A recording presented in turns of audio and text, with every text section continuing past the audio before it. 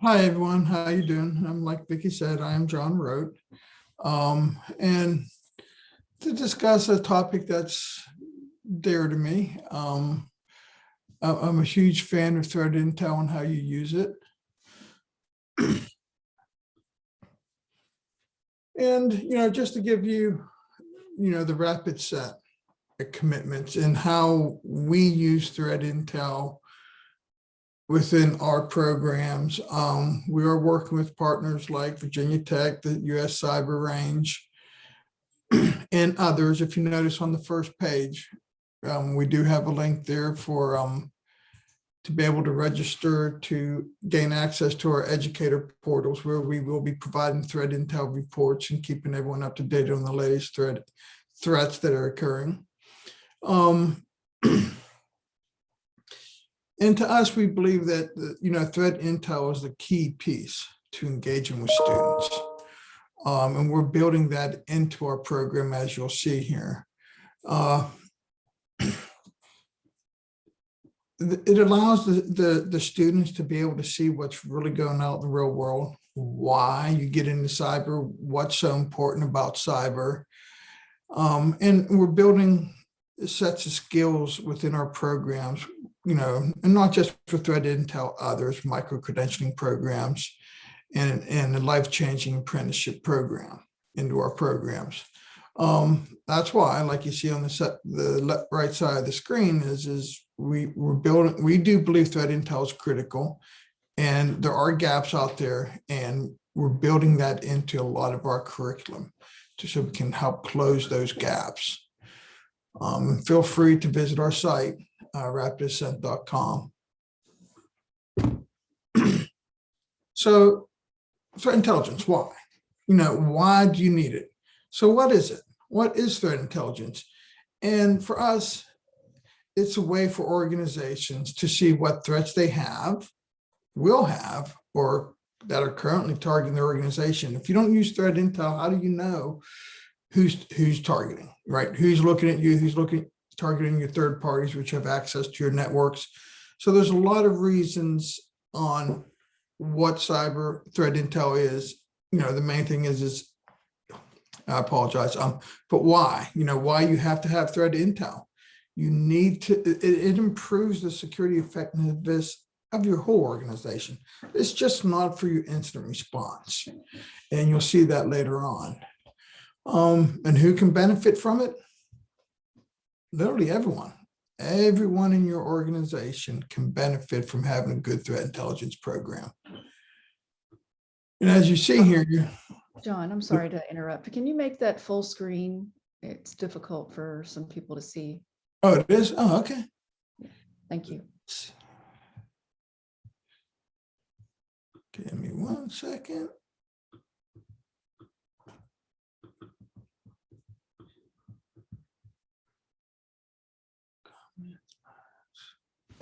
Right there. The unfortunate thing is it's going to the wrong screen. Let me stop sharing and let me see if I can do that to my other screen. Boom. Let me know if you see it. Yes. Thank you. You see the benefits of threat intel slide, right? Yes. Ah, nice. Okay. You can see how efficient it makes your security teams, 32% more with less staff. And, it's shown here to 284% return on investment. That one, to me, it depends. I know my previous company was a lot more than 284%. It really helped catch, and see things that we would never have seen before. So it does. Threat intel is a huge benefit to your company.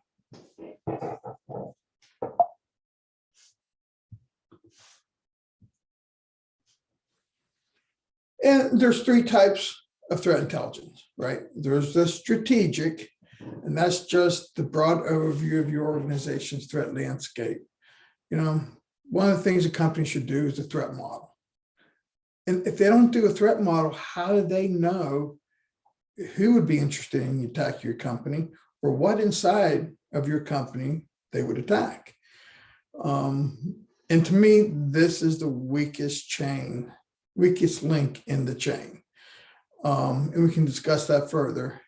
The next one is the tactical pieces, understanding the tactics, techniques, procedures that threat actors use, help and defend against, within your organization based on that. It's used by people within your organization, your incident response team, your threat and vulnerability management, application security teams. It should be used by a lot of teams, and you'll see what I mean by that here in a minute. And then operational is knowledge within the organization, your operations team, and stuff like that. So go to the next slide. So here, and looking at this is what a typical threat intelligence team looks at. And that's actually even starting to mature a little bit because I have threat hunting services in here. A lot of teams still haven't gone to that level of threat hunting, but mostly it's used for your incident response teams, your prevention platforms, your firewalls and other things, your forensics, but mainly your incident response team. This is what most of cyber teams use when it comes to threat intel.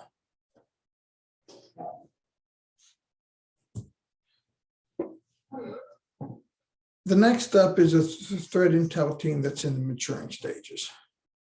And if you notice here, there's definitely more services down at the bottom. A detection platform, threat intelligence is a huge part to detection. When I'm talking detection, to us, we call that detection engineering. It's basically your red team, blue team, purple team, your penetration. You take the results from that and your lessons learned from previous incidents. You should always have a lessons learned meeting after you've had a higher critical incident to go, oh, what did we miss? Why did we miss it? Why didn't our tools catch it? And then your detection engineering team would take that information along with threat intel, information from the MITRE ATT&CK framework, if you're familiar with that, and build those detections in. The threat hunting, that is a huge piece of threat hunting, is your threat intelligence.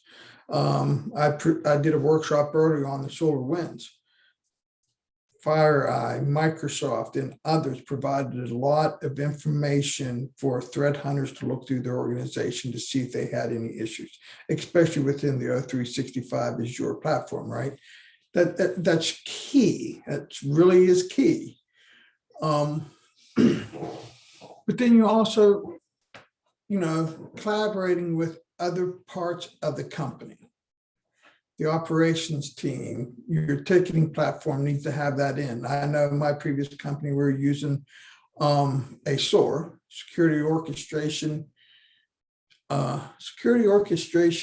response, automated response. So that was, we use that, and that's where our threat intel actually came in too. So this is a, threat, your organization is really starting to mature. You use it in more threat intel in different areas within the company, your IR exercises and your data breach exercises, quite a few more places. But is it still being used everywhere where it should be? Threat intel provides a lot of information. So what's missing? Third-party assessments. That was the #1 thing at my previous company that we used threat intelligence for. MetLife had over 1,000 vendors, and we monitored threat intel. We had 3 different threat intel feeds just monitoring for if any of our third parties got compromised. Another one, and this is a good one, most people don't think of this one. In fact, it surprised my bosses when I came to them, like, wait a minute, we're buying these companies. Have we really checked to see, have we looked in the deep dark web if there's anything we should know about the company we're buying? Risk management, security culture. We were tied in with our security awareness team. We helped them build a security awareness that all of our employees worldwide would have to take. Fraud. We had a fraud team. You need to know, well, and it depends on, on the organization. In insurance industry, there's fraud. Financial industries, there's fraud. So really good monitoring in the threat intel platforms for fraud.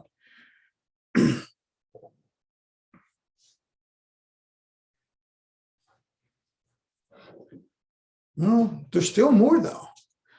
And it really surprised me that a lot of places don't use threat intelligence for threat and vulnerability management. We provided a weekly report that showed all the vulnerabilities that were in the company that were actively being exploited by threat actors. That allows your operations teams to focus on vulnerabilities they should be fixing first, right? If there's not a POC, proof of concept, or exploit code out there, maybe I can wait to fix that vulnerability. But if it's actively there's an exploit out there in GitHub normally, and it's being actively exploited, you probably should patch it, right? And so it helps prioritize things. Security architecture. A lot of companies, especially with Fortune 500 companies, will actually have architectural boards. So anytime that MetLife would bring on a new SMS capability or chat capability or interactive type programs, they would come to the threat intelligence team to do an assessment of them. Hey, there are quite a few of them have been compromised in the past. In corporate security, it came up in the workshop I had earlier. It's like, there's also physical type threats that you need to monitor. You're right. I mean, my one threat intel analyst was monitoring something and just happened to notice that someone in Chile said they were outside a MetLife office with a bomb in their backpack. We got that information down there. They found the guy. He didn't have a bomb, thank God, but there's just so much you can do with threat intel. Is there any questions on where I'm at so far? Does this make sense that where you can really use threat intel organization-wide? And I don't have everything here. There's still other places you need to use it. And it's for a global company, there's even more, right? I don't know for my organization, everything they're doing in Latin America. My folks down there did. So it's, you can do regional based threat intel too.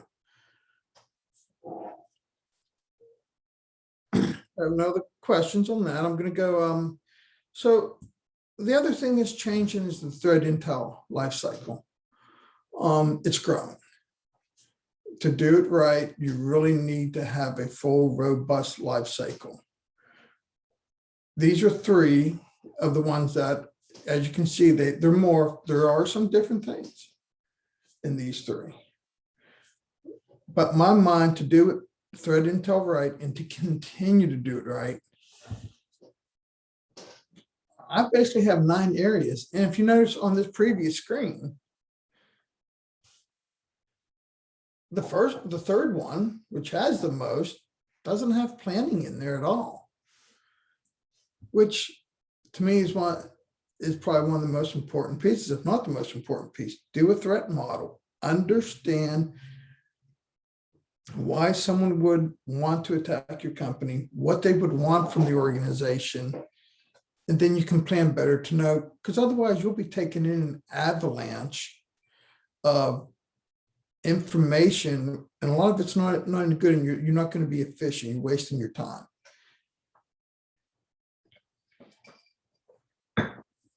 Excuse me. But to me, this is the full life cycle.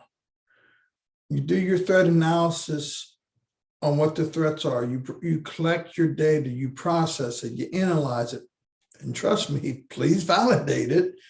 Nothing worse if you block your whole company's network because the threat actor just happened to hit your company's front page, right? And then dissemination, make sure the right folks get the information. Lessons learned, that is a huge piece of this. You need to be able to sit down with the appropriate folks that were involved in that, in that set of data. And lessons learned, what did we miss? Did we not get it to all the right people? Did we not escalate where we needed it to be? What was missing? So the next time you prepare and plan better. Then the last piece, and that was a little bit different, and you would see that on the previous screen on the one to the right. And what that is projection is to get it up to your C-suite, get it out to your regional areas. I learned my lesson. There's nothing worse when your CISO's boss comes to him and asks him about a threat intel event that your CISO boss knows and your CISO doesn't, right?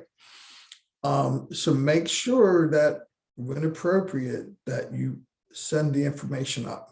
It really makes for a more enjoyable time and more efficient, because when they don't know, boy, do they ask a lot of questions.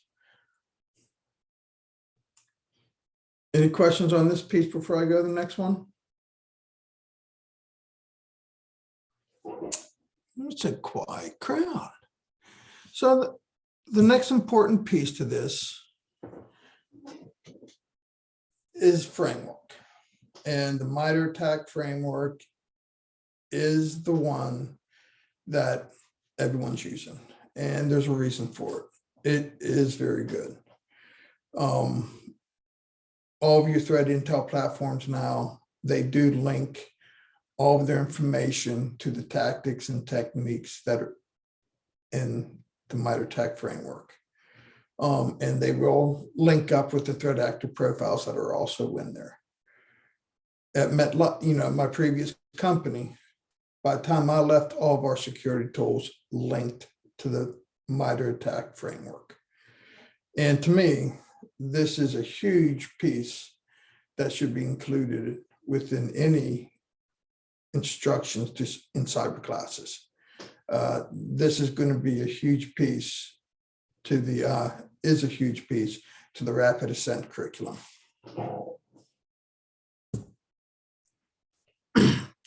Like I was saying, there's also threat actor profiles in here. This provides some really good ways to inject into your curriculum. I'm quite familiar with the APT1. And if you're doing the CTF challenge, I'll leave it at that. But this is another good set of data to use. When you're getting attacked, if you're seeing, tactics and techniques, if you can come in here and align it to one of these threat actors, then other tactics and techniques they would do and what kind of data they go after. And it's a very important piece of the puzzle. And now it's embedded within malware analysis applications. As you can see here, T1055, that's process injection within the MITRE ATT&CK framework. It once again, it allows you the ability to look for other tactics once you know some of the tactics that are being used. And I'll also admit it also is a good way to present to your upper management your results of your investigations. Any questions on the MITRE ATT&CK framework? So what does this all mean? for us at Rapid Ascent, oh, turkeys, we're a firm, have firm belief that threat intelligence should really be a core piece of our curriculum. It, when done right, it is a huge piece to securing an organization and for new folks getting into cyber to learn.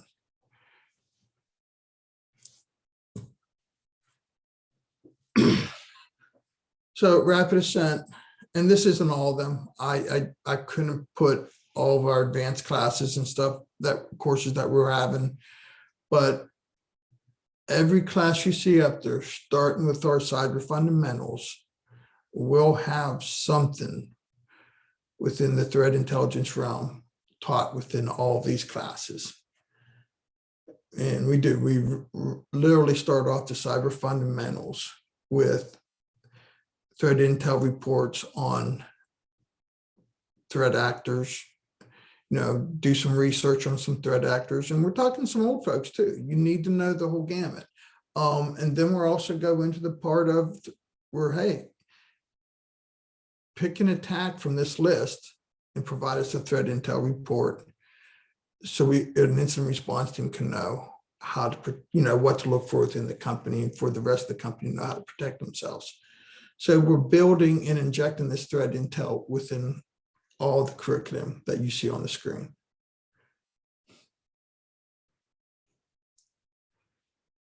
Any questions on that? Does anyone here, do you use threat intel within any of your instructions?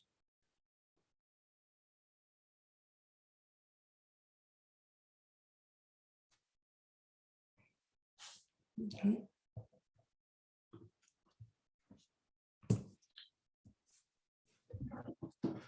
So the key aspects of threat intel.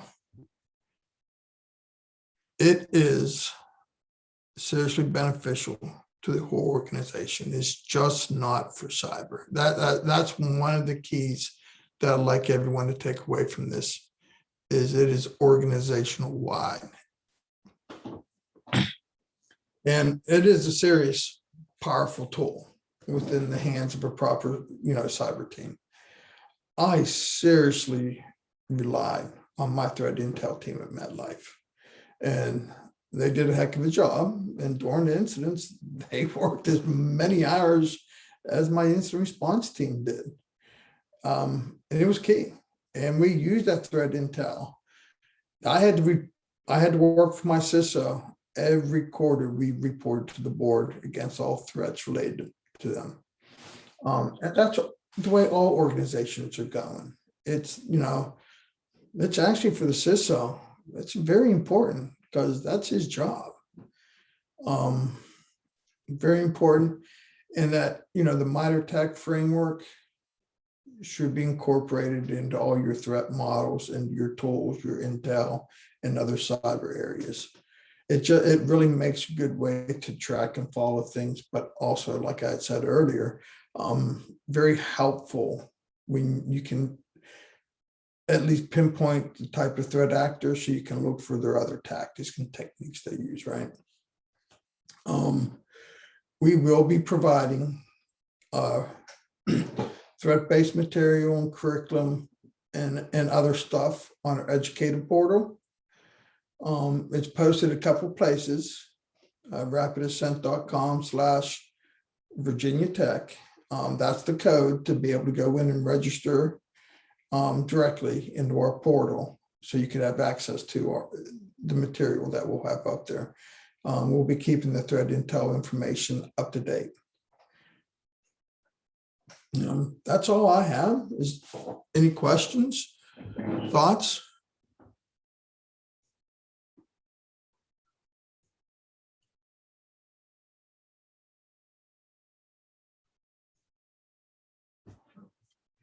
Oh, Vicki. So John, this is Ken. I apologize. I had to hop in late. I was on another meeting, but you might have already covered this. I just wanted to flesh it out in case you didn't. If I'm a high school teacher or middle school teacher out there, like All right, great. Threat intelligence, awesome. I should bake it in my program, but what do I do besides using MITRE, which I know you mentioned because I got to see the slides a little early. What else can I do?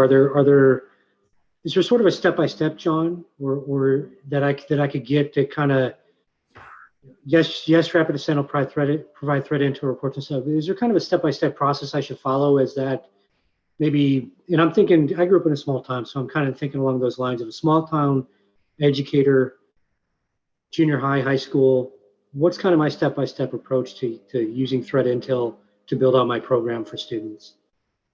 And again, you can correct me if you've already covered that, John. We did some, actually, I hope in a lot.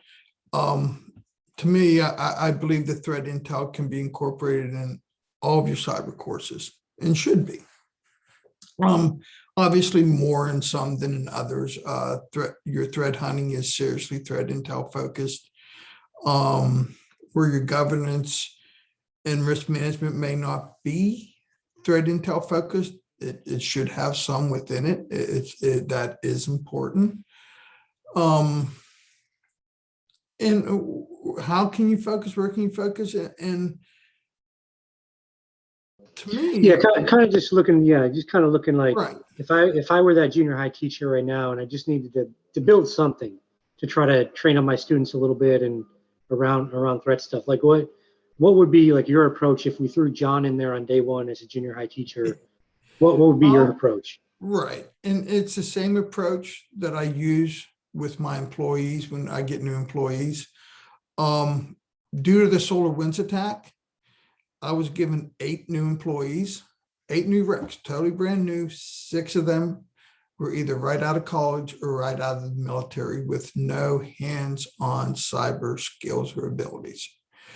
So the first thing that I do, and I try to do for all my new employees, is to get that passion, motivation, desire, out of the box thinking, but passion mostly is the most critical piece in cyber. Once you can get that student really passionately pulled in and engaged, they're going to succeed. There's not going to be anything stopping them. That's why I've been doing it 21 years. It's my passion. And so how I do that with the passion is with my employees.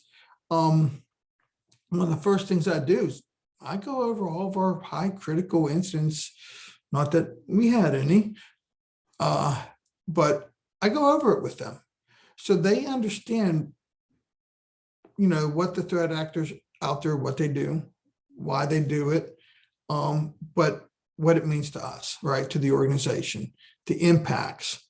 So a good start is just take some of the old threat intel reports out there, pick a company and go, okay, if this threat actor would attack this company, what does that mean? What's the impact?